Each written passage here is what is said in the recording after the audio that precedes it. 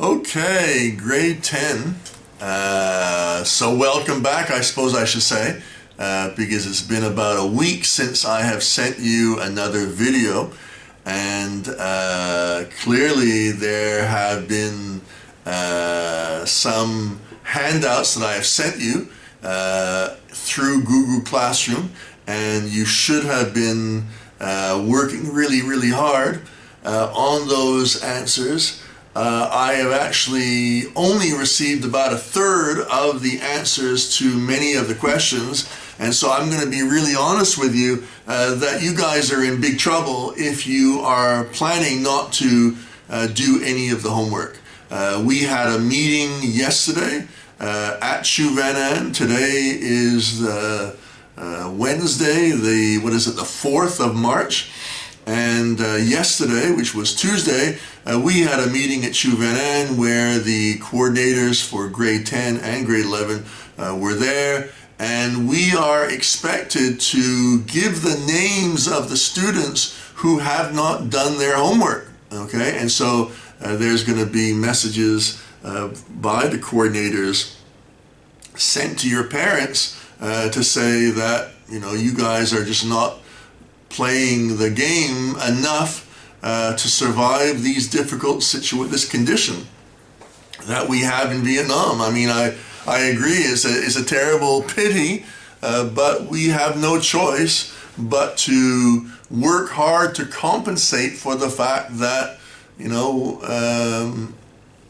the school and the government have decided to delay re-entry into the school because they're obviously worried about your health and your well-being, and that's great, okay? And I compliment the government and the school for that.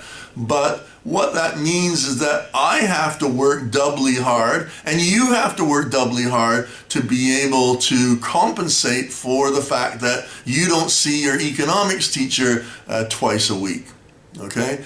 And the bottom line here is that, I can work my butt off if I want to, but if you're not going to, you're not going to respond, and you're not going to ask questions, or you're not going to answer the questions on homework, or you're not going to do anything, then you're not going to benefit.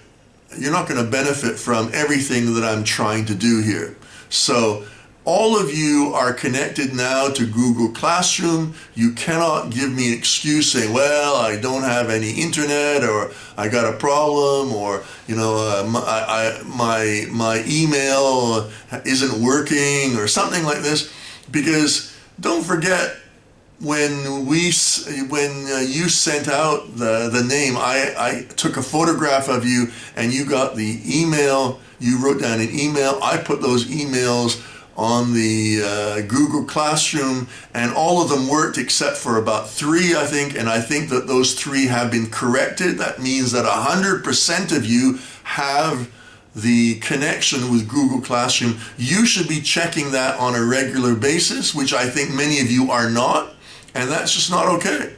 So I'm going to give it about a week, and if I don't start receiving homework, I'm going to send a list to the grade 10 coordinator, and I'm sorry to say, but you guys are going to be in a bit of trouble, okay? So don't delay any further. Go through all the videos and the worksheets that I have sent you and start doing the homework in each one of those worksheets, okay? Usually it's at the end. There's a couple of them that were in the middle where I ask you a couple of questions. Go over them, answer the questions, stick them on Google Classroom or whatever. Send it to me by email. I don't mind. leo.s@buv.edu.vn. You know my email address.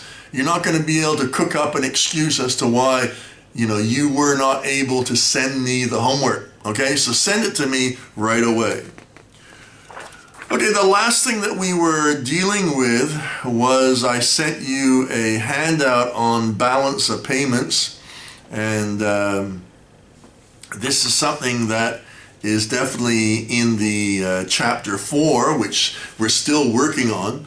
I think it's one of the more difficult topics in chapter 4, and chapter 4 is probably one of the most difficult chapters in the whole syllabus of, the AS level, economics. And so rather than moaning about it, we just need to get down to some serious work and try to do something.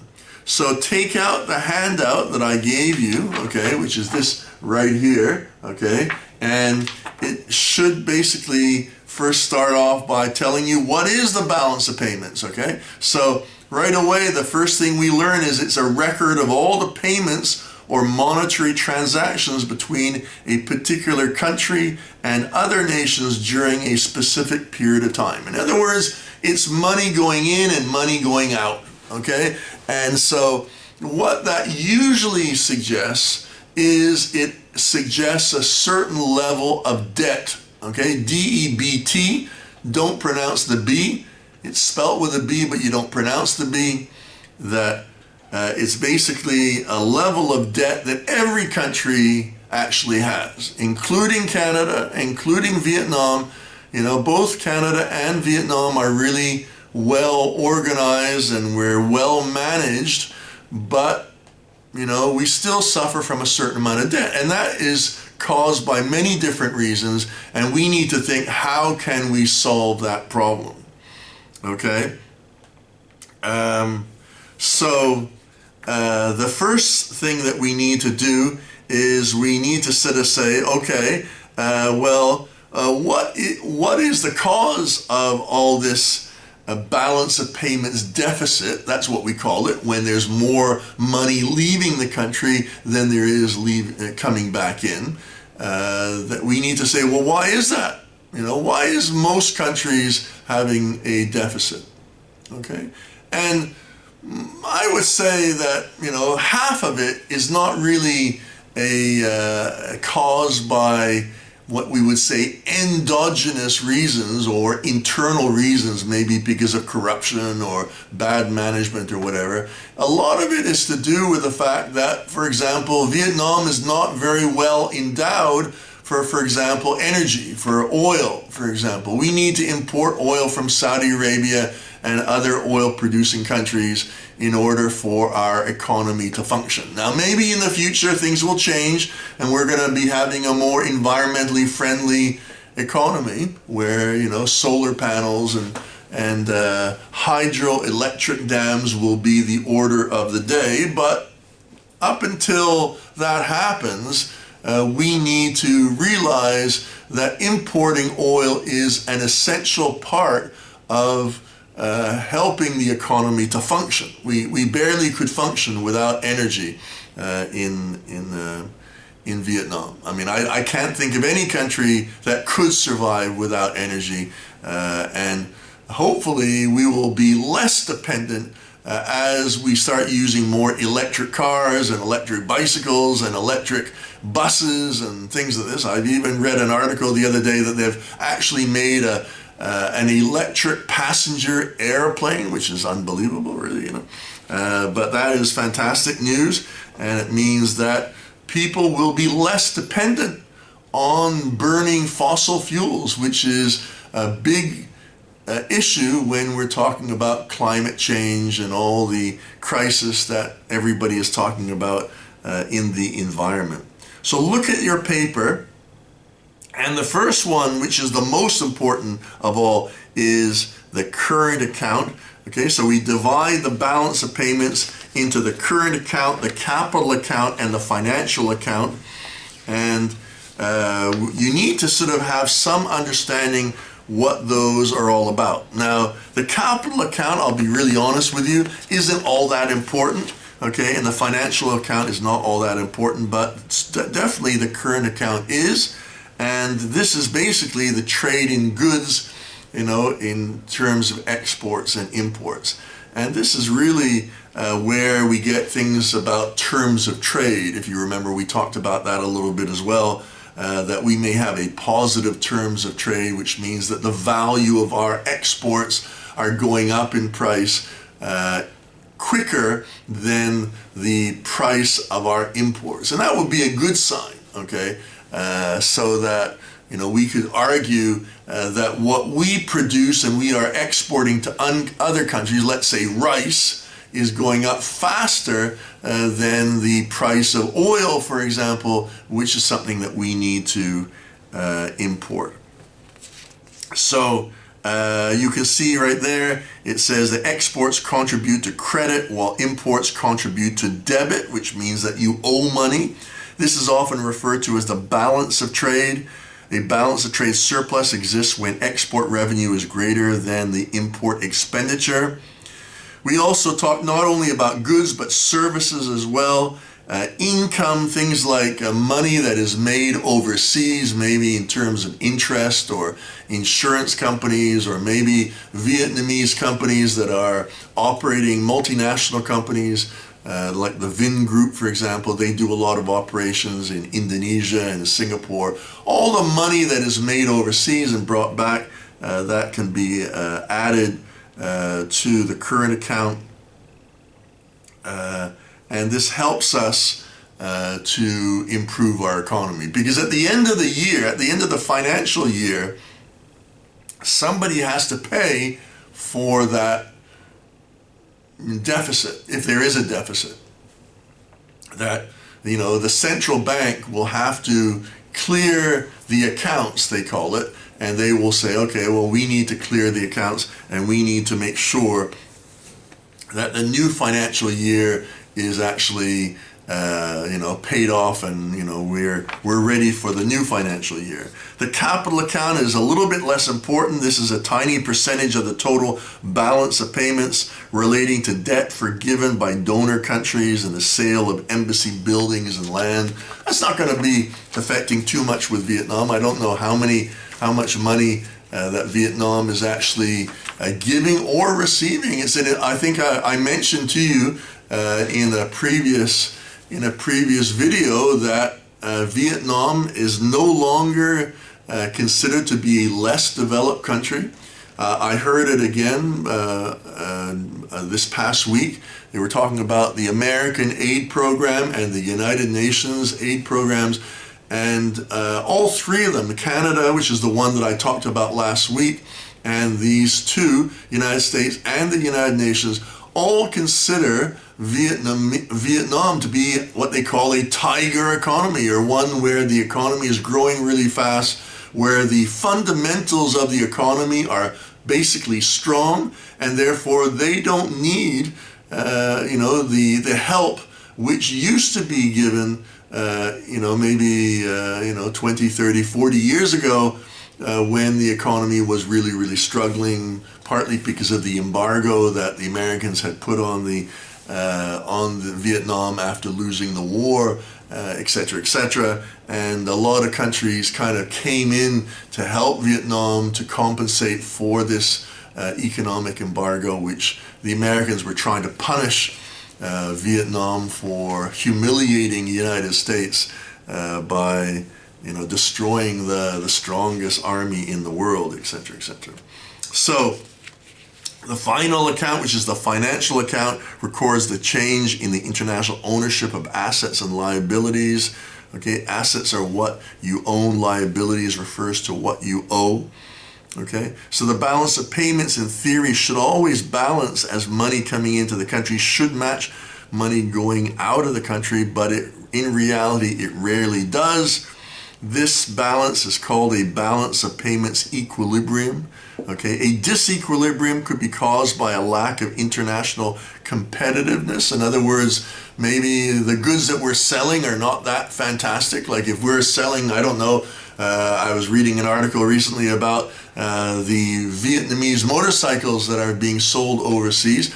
I'm just thinking, what edge does Vietnamese produced motorcycles have over their competitors? I mean, I'm not sure. I want to believe that they are the best and the least expensive and the best quality, etc., etc., but I don't know if they are. I mean, look at Honda, Yamaha,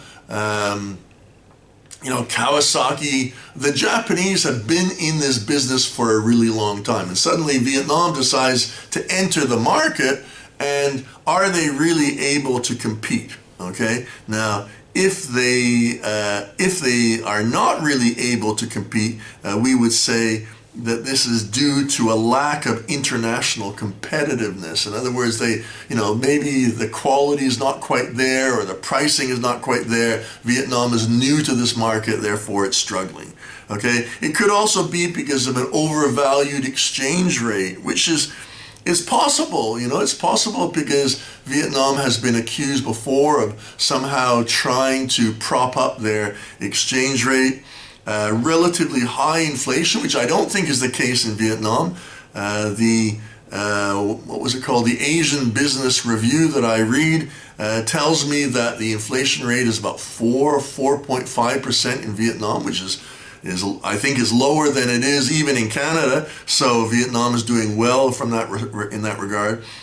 Relatively low productivity. I'm not sure if that actually exists in Vietnam. I think that's one of the reasons why a lot of countries like to invest in Vietnam, because the workers are very productive, they're well educated.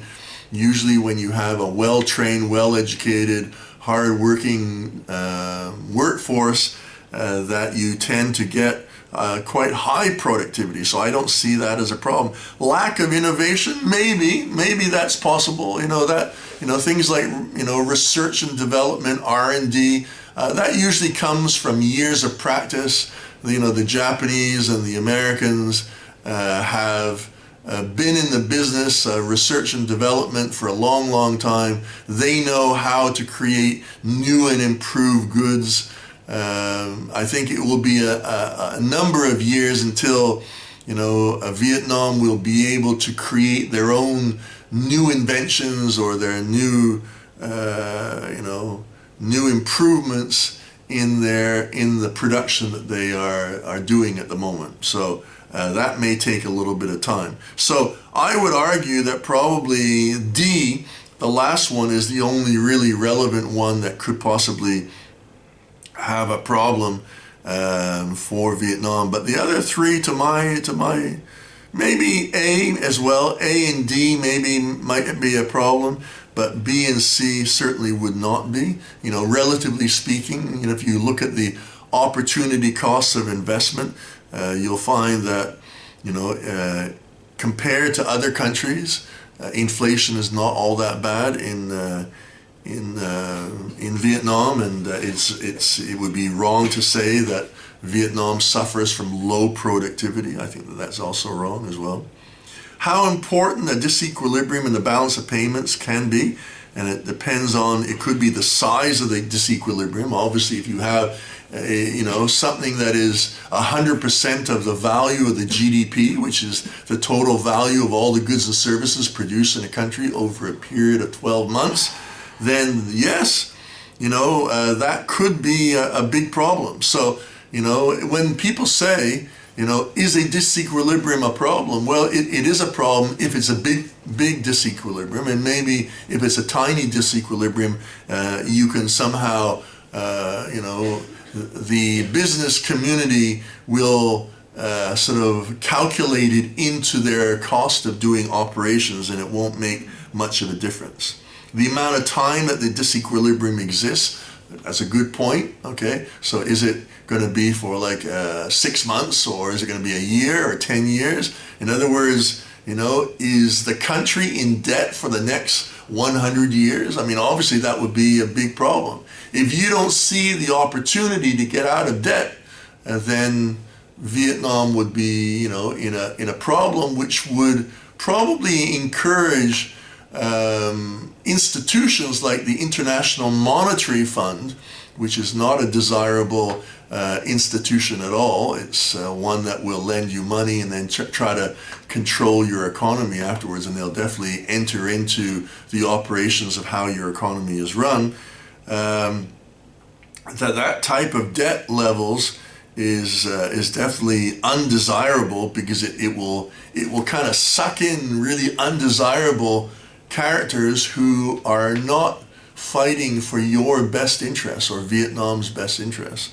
And so I would prefer to see Vietnam making hard choices which will help them to succeed and to reduce their debt, rather than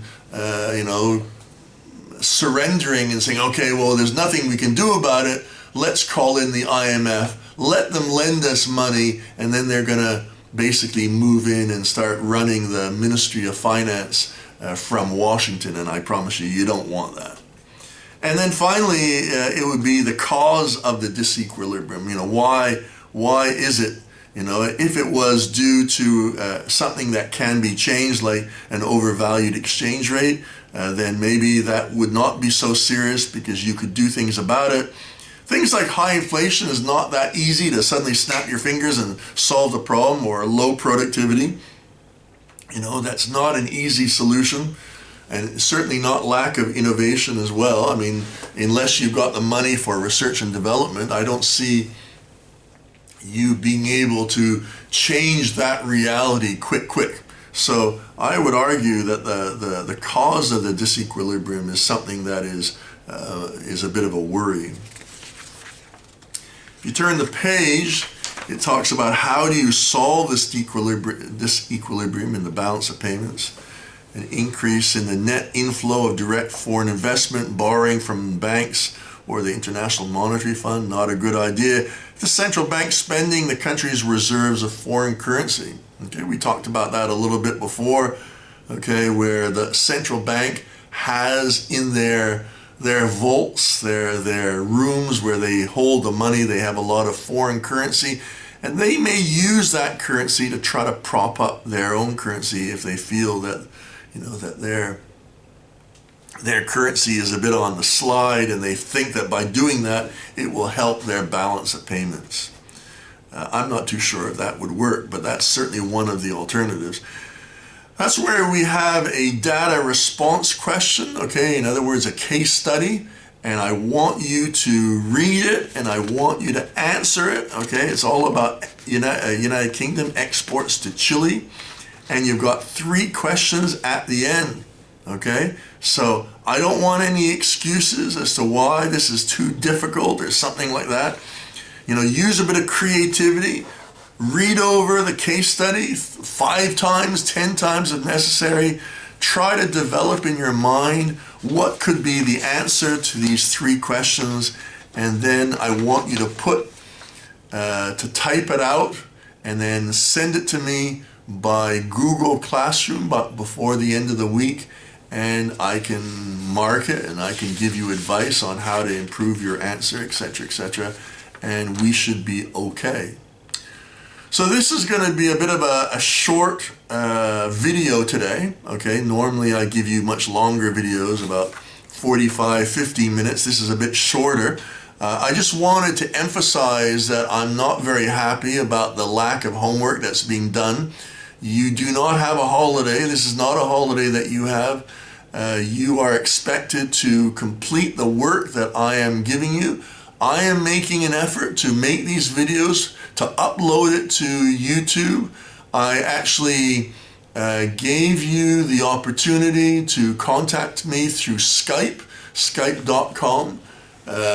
Use my password of Christopher.Scoggins in small letters. That's my password, and you should, if you have a problem that you want to have a chat to me, there's no problem, okay? It's connected to my mobile telephone, so even if I'm sitting on the toilet and I hear that the Skype is going, I will have a chat with you if it helps. If it helps you to understand the topic a little bit better. But the last thing I want you to do is to let this slide. You may think that you've got a lot of time until the final exam, but you don't, okay? So the time is going to slip away really, really quickly, and I want all of you to do well. I'll be honest with you, I think that your grade 10 class is one of the best grade 10 classes that I've ever worked with, okay? I'm not exaggerating, and I'm not trying to massage your ego or make you feel better, but it's a really good class. But I'm starting to feel a little bit disappointed that I'm not getting the homework done that I have given you, okay? And so that may change my feelings. I've said lots of nice things to your grade 10 coordinator, and I don't want to have to change my tune if I have not enough homework sent to me. So look over all the things that I've sent you, all the videos, all the handouts during this time, this difficult time with the virus, the coronavirus, and get the answers written down, sending them to me, and then I won't have to send your name to your grade 10 coordinator, who will send your name to your mother or father, and they're not going to be impressed, okay? And you want a big kiss from your mother, I know, so I think that you better do your homework, okay? So I'll speak to you again probably tomorrow. So bye-bye till then. Bye-bye.